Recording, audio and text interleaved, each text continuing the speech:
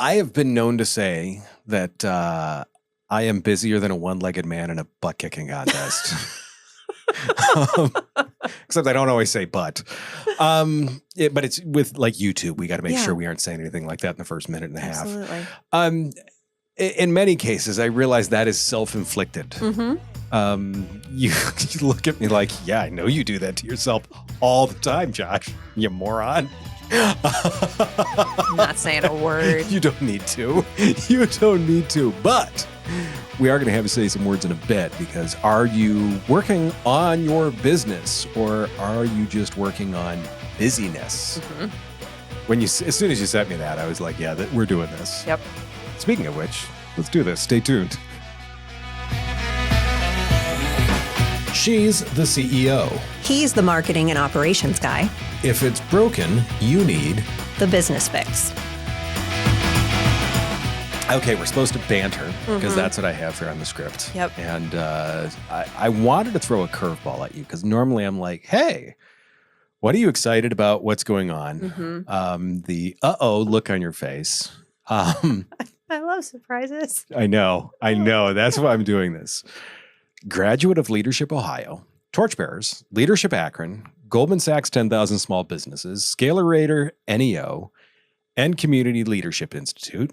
You have received 30 for the Future Award. The greater there's an Achievement of Excellent Award from NSME. What's next? I don't know. I want to get my PhD. Remember, we talked about this. We did. Because I'm bored. Because you should have more busyness. Yeah, and I wrote a book, and now I do podcasts with you, and I do another podcast. Yeah. I mean, I don't. Are you? You think that's enough? No, it's not enough. I need more things. I want Leadership America. I don't think they make one, but if they did, if they did, I would. I would love to do it. So I don't know what's next. I should ask the listeners. Yeah, tell me. Is there something else I should be doing? Yeah, put it in. We're gonna do the YouTube thing and be like, put it in the comments below what Chrissy should do next. Yeah, I feel like you're segueing into busyness, but I'm going to ask you what's going on in your life, Josh, first, because I feel like it hurts. Why does that hurt? I mean, this is a lot of things. It is, and it's a great list of accolades, and that's why I wanted to bring it up, because it truly is. What's funny is I go the polar opposite. I don't look at awards. I don't see those things. I don't do those things. I'm not typically involved with the stuff that's around that. But I mean, so I'm now, I guess I would say is what's new or what's different is, so I am now on the board for Main Street Barberton. Nice. This studio's, for those of you that don't know, is here in Barberton. We're in downtown Barberton. I'm excited about it. I'm also heading up the promotions committee. And we've got some really cool stuff coming up. So that, to me, there's just a great crew of people involved with this to be gathering. I mean, you're on enough boards too. You know that when you're all looking forward to moving something forward. Yeah. It's work, but you're like, hey, we're doing this for the right reasons, and that to me that's what I'm excited about. I love that. To get into the topic, 2016 survey by the Alternative Board found that business owners spend an average of 68% of their time on daily operations, leaving only 32% for strategic work. Those numbers sound right to you? I think if you're a small business owner, it's still low on the daily operations part. I kind of agree with that. No, I think it's like 90-10. I kind of, No, and there's days where I'm like, it's 100. Yeah. In fact, it's 110 and minus 10 on some days. This week, we're going to talk about the busyness trap, working in versus working on, why owners get stuck. I think I'll be able to speak better to that one than you will. But charting a new course, I think you'll be able to speak better to that one than I will. And it will also kind of talk about the cost of it. Because we all know, I mean, it's one of those things, it's not a tangible cost. It does not necessarily show up on your balance sheet. Yeah. But boy, does it cost you a lot of money. It can. Yeah. Especially if you're not working on the right things. Yeah. Oh, 100%. Part of what you guys do with Clarity is you look at some of strategic growth. Yeah. Why do so many business owners fall into this busyness trap instead of the business trap? I think there's the allure of control versus the difficulty of delegating. So, I mean, crossing things off your list feels really great. You get that dopamine hit. Everything's wonderful. At the same time, most of us are small business owners because we didn't like being employees. Some of us were just like, we knew we weren't going to be a good employee from the beginning. So we've talked how we're both completely unemployable small business owners. But at the same time, you're doing all the things. So you want to keep doing all the things, and you're a control freak most likely too. And so, control is often disguised as fear, and delegation feels like loss. So if I've got to give it to somebody, then where is my value tied to me? Like, I'm not doing that thing anymore. Like, I don't feel important. I'm not in front of every client. Then are they going to forget about me? No, they're not going to forget about you. But I think that's easy. Because you will be the first phone call when something goes wrong. Trust me, they are not going to forget about you. No. I think you need to ask yourself a question as a business owner, especially as you're starting to grow, is do you want to be effective or involved in everything? Which do you want? Do you want to be good? You want to be great? Which do you want? Yes. That's my answer to that one. Do I want to be effective or do I want to be involved in everything? Yes. No, you can't do both. You got to choose. Because as you're scaling, I mean, come on. When you have 5 people to run podcasts for, it's different than when you have 50, right? As someone who's now doing, 150. Can you do all the things all at once and stay sane and people want to be your friend still? No. The answer is no. I don't think they were ever my friend to begin with. Well, and the other thing I would say too about delegating when you have teams is that when you jump in, you rob somebody of the ability to kind of grow. So you're robbing them of their growth opportunity. Yeah, no, it's funny. A lot of that, I mean, just rings so true with me. I mean, what's another point that you've got with this? Because I know I've got, I think 4, 5, 6. I have 6. Oh, I know. This is great. Okay. Like we talk about you can just roll on this. And I will. You just want to riff as I do it? Okay. Because I'm going to sit here and cringe and tell you how I'm screwing this up. So immediate gratification versus strategic discipline. So when we're talking about, when you're in the business and you're working in it, you're firefighting, and firefighting can feel like momentum. And strategy, the things that are really going to drive your business forward, but may take time, it feels slow. But that's what really moves the needle. So you've really got to think about, what is more important?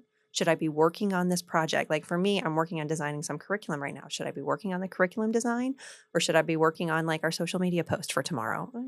I've got people that can do the social media post for tomorrow. I should be working on the content creation and curriculum. And the other thing, especially with immediate gratification versus strategic discipline, and I know this is you're like, I'll plan when things calm down.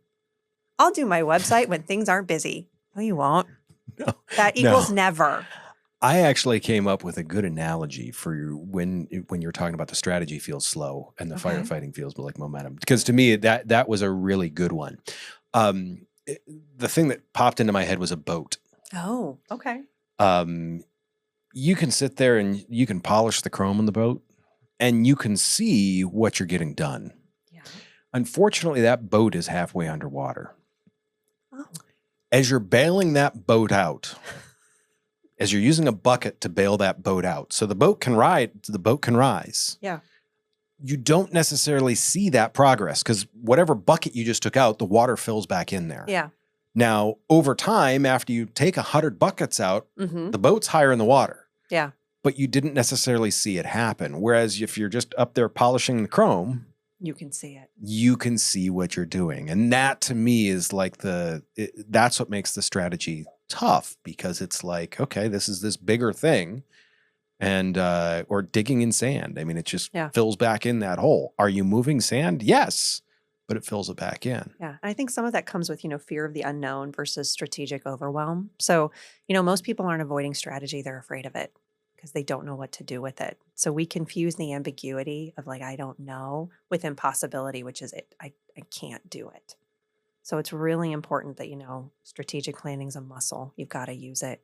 I know that that's something that I've struggled with at times. Sure. And so finding the right type of professional development to kind of push me in that direction. I mean, we talked about like all the different things I've done. Part of it is, continuing to be a student of learning and making sure that, you're only as good as you continue to build your toolbox. Archelaus said we don't fail to the level, what is it? We don't fail to the, no, let me think. Archelaus, you expect to rise to the level of your expectations, but you fail to the level of your training. Yes. So it's how and what do I do to kind of continue to move myself forward? And the other part that I would say too is that as you're growing and you want to work on your business, not necessarily in your business, you're wanting to deal with more innovation. And innovation requires white space. It requires time. It requires, I'm going to schedule this and I'm actually going to give myself the ability to do it. I'm not going to get frustrated because I don't have any margin in my time to be able to think about the big things. So, I mean, it's something else when we talked about, and I think you've said this too, like if everything runs through you, you've built a cage, not a company. Yep. So it's how do I continue to give white space to myself to be able to think about what are the things that are coming? Adopting AI, adopting a different type of business practice. Those are the things that have come up from the time that I've had from a white space perspective. And you don't have to go somewhere. I mean, some people, I tend to go off grid if I can. I'll block my calendar because I can find a lot of things to do if I don't do that intentionally. I think it's really important. It's funny because for me, it's why I joke about it, but like my ideas for the business come to me not when I'm sitting in front of my computer working on something. They come to me when I'm in the shower. They come to me when I'm on the lawnmower. Mm-hmm. They come to me, I mean, when there's, I guess I would say no distractions, when there's no noise. Yeah. That is when my strategic ideas and the things that I need to do in the business come to me. Yeah. Now, executing on those is always a different story because as soon as I sit down in front of the computer, I'm like, oh, I've got this great task list sitting in front of me, half of which is emails that I just are probably spam that I need to go through. Stop. Right. Build your efficiencies. Right. Exactly. Yeah. And it's putting in that time. And I like how you said, you just block that off where it's just, this is the only thing that I'm going to have open. Mm-hmm. And that's all I'm going to work on. Well, I think if you have a team too, it's really important that you get yourself out of being reactive because reactive leadership becomes reactive culture. Yes. And so it's really important. If you're always in the weeds, they're not going to learn to survive. They're not going to learn. You're not leading. Like you're just, you're creating problems. You're managing. Yep. And when everything is urgent, nothing is important. Right. So how you set your tone with leadership is a big deal. They talk about how, and the because you know how I love analogies. Yes. They talk about with forest fires, they talk about managing the fire. That's a fire. That is a problem that they are trying to manage. They are not trying to lead the fire. Yeah. Leading the fire would mean Smokey the Bear went up to whoever was going to start the fire and punched them in the face before it ever happened. Yeah. That's how it goes. Much easier to lead than to manage. Now, what's more difficult is getting to the point where you can lead instead of manage. Yes. That has to be a concerted effort. And that's one of those things where you have to do both roles at the same time. And requires the strategy to get there. But Correct. If you don't give yourself the time to build that strategy of who you need to be and how you need to lead and how you need to delegate, you're going to continue to be on that hamster wheel. I mean, one thing I would say too about reactive leadership is that leadership tone is contagious. And that is especially with exhaustion. So if you are creating a culture where you are tired all the time because you are always putting out fires and you're like, I don't know why my team's exhausted. Well, because they're watching you, dummy. No, I get it. And I've seen it. And part of that is because if you're always putting out fires, you can't put out the next fire. Yeah. Because you're too busy putting out the last fire. I see it in leaders that don't pick up the phone right away. Yep. That don't answer emails right away. I do not answer every customer email within 20 minutes. And if your customer expects you to, they're not the right customer. Right. But if an employee sends me an email or a message, I do my dangest to make sure that that is priority number one. Yeah.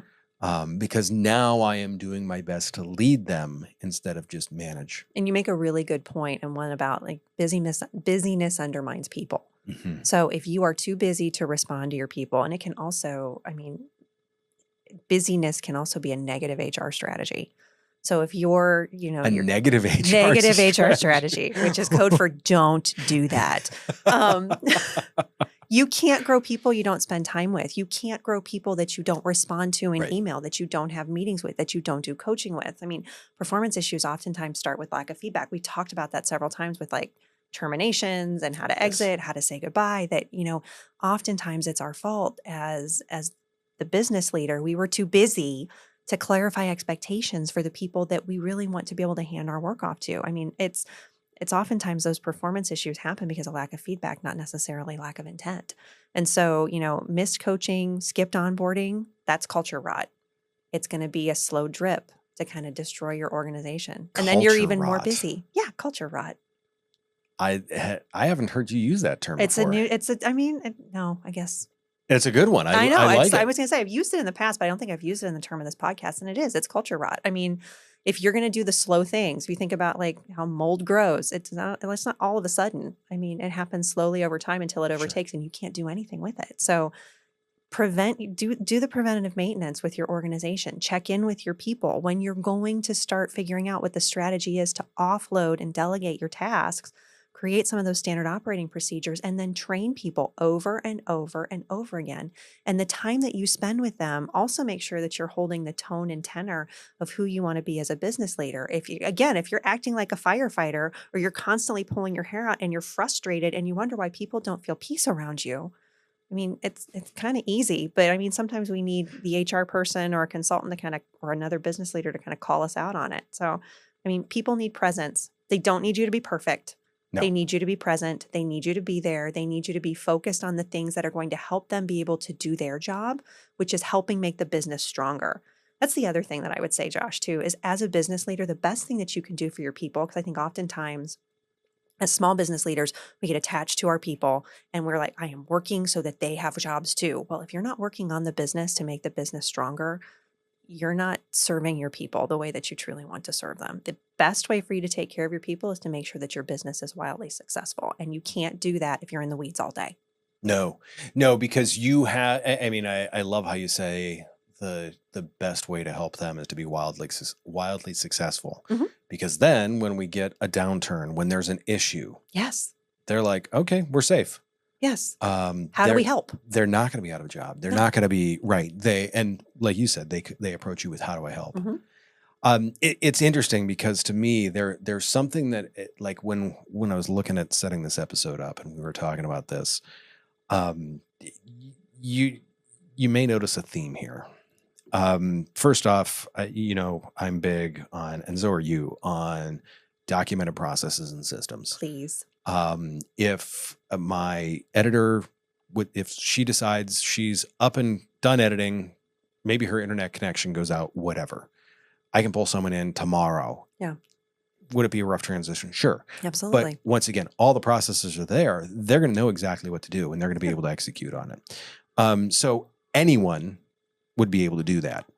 Honest. Anyone can do that task. They can, like the task that you think makes you special, you can teach anyone to do. Absolutely. The other thing with that is you need to figure out how to effectively delegate those tasks and responsibilities without losing control. Yes. Making sure that they are done correctly. If they're done correctly, then there's no issue. Once again, anyone can do that task as long as you give them the guidance on it. And if they've got the guidance on it, then once again, you've got the guardrails there, so you haven't lost control. Yeah. You realize they're in a lane. They're going to stay in that lane. Anyone can do that task. Honest. Are you picking up the theme? Yeah, you got to be honest about it. Stop tying your value to everybody needing you. That sounds like a case. Just go to therapy and work on that. The other thing that I want to say is automation can help reduce some of that busy work. Yes. We just brought on a new task management program that's been a huge help for us because Now, instead of like someone emailing someone else when they're done with something else, and then I have to email someone else about something else because that person got that. No, done. Yes. It does this automatically. Look to automate those things, because if anyone can do that task, it's repetitive. A computer probably can do it. And someone has probably written a software program can do that. Yeah. The thing that I see so many people is they prioritize the tasks. And the reason why I do it, and I know so many other people do it, it's there. I can see it. Yes. It's super easy. Oh, look, here's this list of things that people have, and it just happens to be called inbox. These are all things that I can do right now and feel really good about it. You talked about that dopamine hit from stuff like that. Yes. And there are ways to change, whether you have Outlook, whether you have Gmail, whatever it is, there are ways to change how you look at your email, even the way that the screen does, to eliminate the issues that you have with that dopamine hit. Yeah. Oh, 100%. And it's just a case of sitting down and looking at those things. The other thing that I always tell people is expectations. There's the key performance indicators that everyone talks about, but I really say it's expectations for people. Yeah. Like I've found that as I give people more tasks, as long as it's presented in a way, it's not like, hey, we're trying to get you to do more work for less money. No. As long as it's presented in a way like, hey, I'd really like for you to grow into this. Yes. When you tell people stuff like that, they're like, oh, they think highly of me. Yeah. Plus they're like, I get to do something new and different instead of just beating my head off of the desk the way I've been doing. And taking the busyness away from you is also important to take the busyness away from your people. Help reduce the weight from them. Everything you're saying makes sense. Now, the one thing that I said the whole time is that anyone can do that task. Most people can do that task. The strategy, guess what? Who should do that task? Correct. Now, great. If someone says something and brings it up to you, awesome. But no one in your business is thinking about the strategy. No, that's your job. Correct. 100%. You need to be, you may occasionally put someone at the helm and say, look, here's where we need to get. And someone else is driving the ship. But someone needs to tell the ship where to go. Yeah. If the captain doesn't say, we're going to this port, guess what? You're just going to drive around in the middle of the ocean. Nope, you're drifting. That's not where you want to be. Right. Stagnation. Burning fuel. Running out of, next thing you know, all your sailors have scurvy. There's a revolt. It's just a bad thing. Yeah. Make sure that you are pointed at a port, and it's okay to change which port you're going to. Yeah. But make sure that you are headed to that. What's a warning sign besides sitting at my desk? What is a warning sign that you're stuck in busyness? I would say sometimes your team sometimes will notice it before you do. Oh, and part of that I think comes from, at least for me, it comes from being short, not being able to, work through issues in a consistent way. You don't feel like you're making momentum towards things. Sure. We run our business on EOS, Entrepreneurial Operating System. So thought is that every 90 days, you're going to forget, you're going to get off track. So that kind of helps us kind of create the guardrails. There's lots of different types of management systems as a small business owner you can use. You can use Scaling Up, you can use EOS, you can use Davenport, you can create it yourself with ChatGPT. You don't have to have something fancy. But I would say a lot of times that your people are telling you, like, hey, it seems like you're strict. Can I handle that for you? I used to, I'm the person that's supposed to schedule your meetings. Why are you scheduling all your meetings? That never happened to me. I never got a call from my assistant. It was like, Chrissy, what am I supposed to be doing? Why aren't you doing? Yeah. There was a period of time. When I get really stressed, in certain ways, there's certain things that will tax me and I'm like, I have to do everything. It's generally when things are like at home. Usually it's a kid thing that will throw me into that. It's usually not a business thing, but it's just like I must control everything. It's the warning sign. So I put guardrails around me and people have the ability to say, hey, that's my job. That's my job. Yeah, it's my job. I've gotten pretty good at it, but initially when I was starting to delegate things off, it was difficult. And some of it's like, well, can I have it back? No. That's the other part I would say too, is if you start taking things back that you've handed to people, stop it. That should be your warning.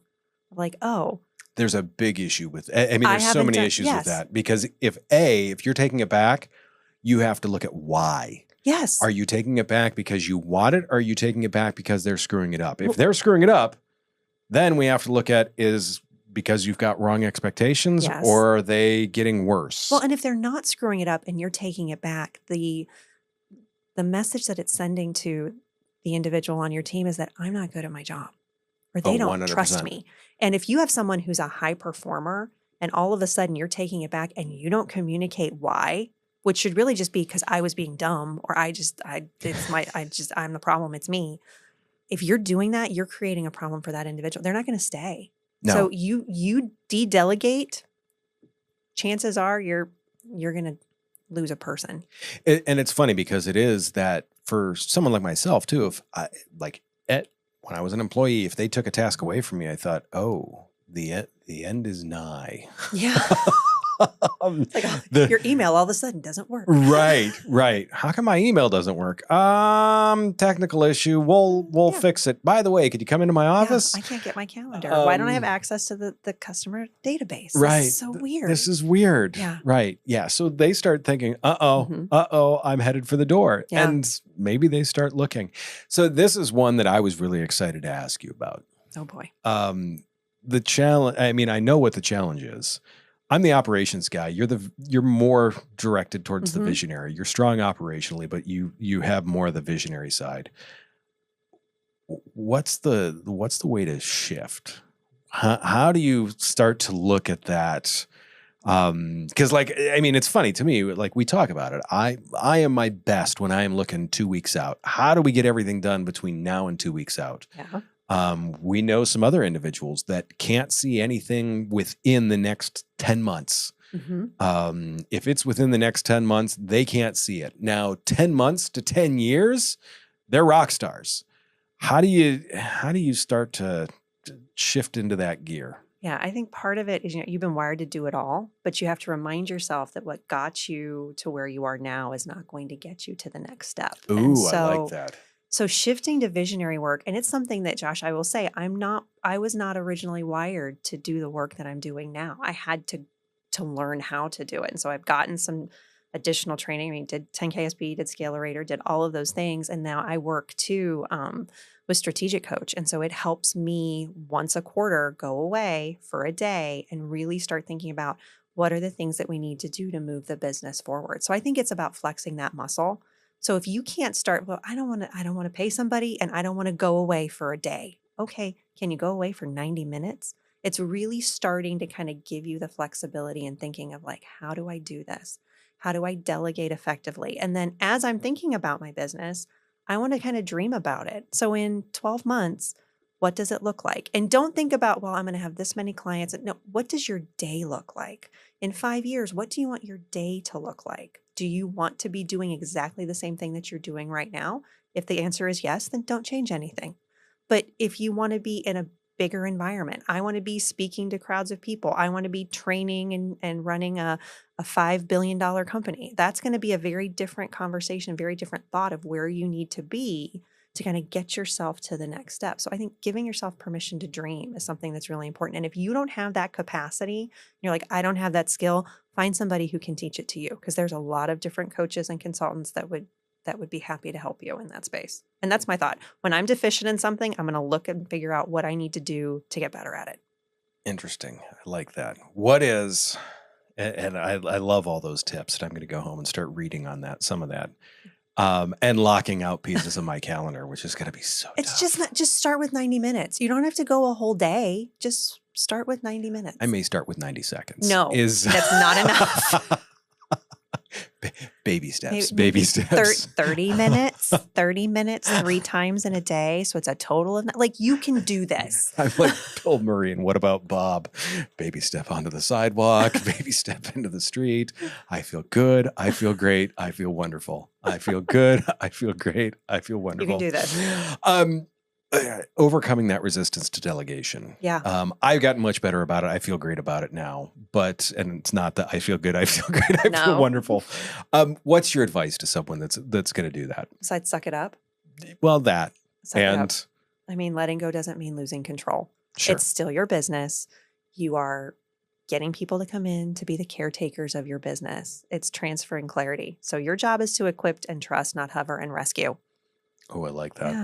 Yeah. It's funny for me, as I've started to do more and more of that, the thing that I have found is I am so often like surprised at the result. That you actually did it? No, I'm much more surprised that I'm like, oh, they do that better than I do. And you didn't die. Well, it's not even just Yeah. that I didn't die. It's the fact that they do it better than I do. Yes. And I'm like, oh, that is kind of their lane. It's what they specialize in. I should probably shut the hell up and get out of the way. That's why we hire people. Yeah. Shut up and get out of the way. You Yes, say suck it yes. up. I say get out of the way. Well, and if you are the other part is, what is your zone of genius? As a business owner, Right. what is the thing that you are uniquely good at and what you need to do to drive the business forward? And if you're like, well, I just want to respond to emails all day. No, That's not a business that's not owner. a business owner. But if you want to, if part of what you do is content creation, if part of what you do is strategic consulting, if the zone of genius is being in a room with other CEOs or other business owners and getting them to do the thing that they would never do if you weren't in the room, those are the places that you need to be. And everybody else will support you. And they'll probably be happy that you're not in the office doing the things that they want to do because they have jobs. So yay, it's all good. I just want to talk. That's why we have podcast Exactly. studios. I just want to sit here and ramble on. So to avoid rambling on too much more, let's give a little bit of a summary with Sure. this. So one is audit your time. Yeah. How are you spending this time? Be honest. I'm going to Yes. say this is going to be like the calorie tracker. I mean, take your calendar and dump it into ChatGPT if you're like Yeah. completely like, I don't know how to do this, or keep a spreadsheet. Yeah. Time studies are still a thing. They really are. But like I said, you have to be honest about it. It's like your calorie tracker because No. there are a lot of days where I've had 1,700 calorie days that were 2,500 calorie days. M&Ms. I had 4 servings. No, you didn't. You had 16. Right. Yes. Right. Yeah. Look up what a serving of peanut butter is. Mhm. And then you're like, oh, I just had 1,000 calories of peanut butter. Exactly. And I thought that was one serving. So yes, audit your time, identify the delegatable tasks. Yes. I'm surprised I was able to say that. Figure out what you can do. In that, give them something that is going to stretch them. Yeah. You're probably, like I said, you're probably going to be pleasantly surprised when you're like, oh, this is something that I've held on to because I'm really the only one that knows how to do it. You give it to someone else and suddenly they do it better than you did. And you're like, oh, I guess I should have done that a while ago. Document processes, schedule strategic time. Have we mentioned that a little bit? Yeah. Planning, visioning. Yeah. All the things. Please. Just do it. It's not going to kill you. Promise. Set some clear goals and metrics. And I mean, that to me is, that's got to be like, how are you going to make sure that you are going to set aside that time to do that? Yeah. And I love your suggestion on 90 minutes there. Pick 90 minutes. This is just what you're doing. Shut the phone off. Yep. Just, this is what you're going to, and in fact, I may even suggest sitting there with a scratch pad. That's it. You turn off your email and you write on paper. Yep. Mm-hmm. Makes sense. Quick shot topic. Sure. What's the one initial mindset shift a business owner needs to make to break free from the busyness trap? Say, stop asking the question, what do I need to get done today? And start asking, what is the highest and best use of my time as a leader in this business? Yikes. I know. That's big. It is. That's a big, I may have to study for that one. I know. Well, I just remember, if your day is filled with tasks anyone else could do, you're not leading, you're managing chaos. Yeah. Stop managing chaos. Start leading. Love it. Yeah. All right. So you always talk about building repeatable machines, right? What's the first machine every owner should build to break the busy cycle? What are you going to do this week, Josh? To me, it really is. It's setting that time aside. It's that building in that piece that is just, look, this is the isolation to solve the bigger problems that we need to solve as business owners. And instead of, instead of the busyness. This one hurt a little, didn't it? Oh, no, I was looking forward to this topic because it'll give me something to actually cry about later. Oh, good. Like, remember when we were kids and the parents would be like, I'll give you something to cry about? Yeah, this is actually having something that I can identify to cry about. I hope it's a good cathartic cry. Oh, it will be. While you're doing your 90-minute visioning. It will be. No, I'll probably do that before or after. Okay, I don't want to blend those two activities. As always, thank you. I appreciate your abuse and your insights into this. For those of you out there, make sure that you visit businessfixpodcast.com for more information on this and show us some love on The Business Fix on all the social media channels, YouTube, Facebook, Instagram, all of them. Next week, we'll be discussing strategies for growth. Yeah. So you better do your visioning homework. Yeah. No, I'm scared that if I don't, I'm going to be in big trouble. That being said, do me a favor, take care of yourself. If you can, take care of someone else too. We will see you very soon.